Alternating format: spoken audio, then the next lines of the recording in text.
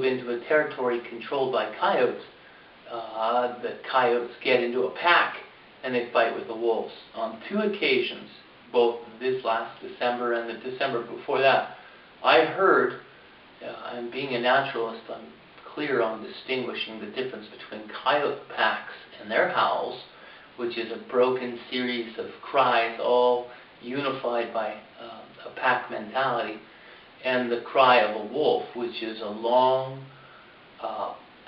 hair-raising, hackle-raising sound. I mean, it's a deep, fear-triggering cry. It's you'll know it. You know it already. It's that sound, and I've heard that on 2 occasions on my back deck while staying up late with the hand of the Lord. And hearing that, and hearing the wolves encounter the coyotes, and the coyotes at first were able to chase off the wolves, but now I don't hear those fights anymore. And now, and today I discovered this dead young deer. Quick, I'm going to tell you my 2 encounters with wolves. One, I got way out into the backwoods, and I was sitting on a log, and an inner voice said, you should go now. And I said, the voice said, go and work on your book, the Book of Remembrance, that book that is a witness to what you testify to, that all the religions have used this catalyst, psilocybin, to reach the higher state of I and thou, of a consciousness that knows your innermost thoughts and will interact with them, and is a benevolent, loving, but sturdy and authoritative figure, a father figure, a true father figure. So that's God. But while out there, I heard an inner voice, and I wasn't on mushrooms at the time, but we all have an inner voice that can speak to us. Hey, get out of here, this isn't safe, or hey, she's good looking and she likes you. It's an inner voice. Well, my inner voice that day said, you should leave, you should go. And I said, what, I'm not going, I'm staying. And I stayed and hung out on the log, and the sun began to set.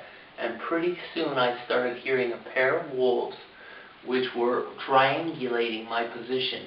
They were across this dry riverbed, and I could hear them, and they were moving in on me. And my instinct as a naturalist was, well, get up, go. And part of my instinct as a human who wants to live was, run, sucker, run. And the other part was, never run from a wild animal. It triggers their instinct to chase. And so I debated this while I walked quickly away from the sound of these wolves. And my mind said, well, you don't see the wolves yet. The rule is, if you see the cougar, if you see the bear, if you see the wolf, don't run.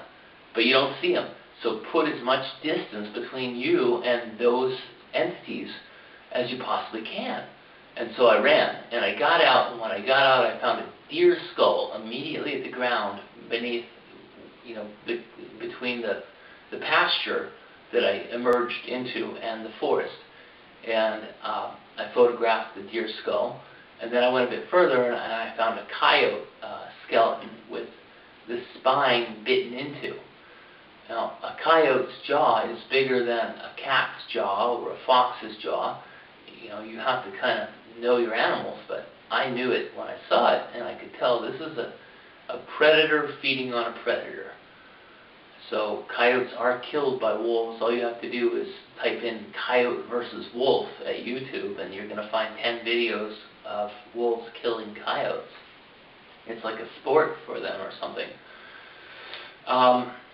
So this is the mascot of the Illuminati, and if you do careful research, you'll find that even in Oregon and places other than just Idaho, the wolves have been reintroduced. And one forester actually claimed that he saw a cage hanging from a parachute in a tree while they were doing work in that forest, and the cage had the bones of a wolf. Now, what was supposed to happen was the parachute was supposed to come down, the cage, when it hits the ground, was supposed to open, and the wolf was supposed to be released back into its native habitat. The problem with the Illuminati's mascot, the problem with our current mental thinking is that we think wolves are nature's guardian. They keep a nice balance. They keep the elk populations from getting too big and disease breaking out.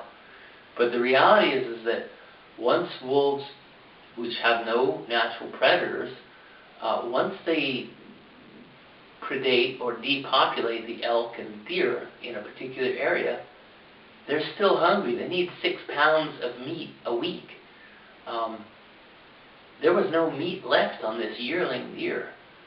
When the yearling deer stopped being available for the consumption of these red wolves, I mentioned 3 different wolves. There's the gray wolf, the biggest. There's the red wolf, which is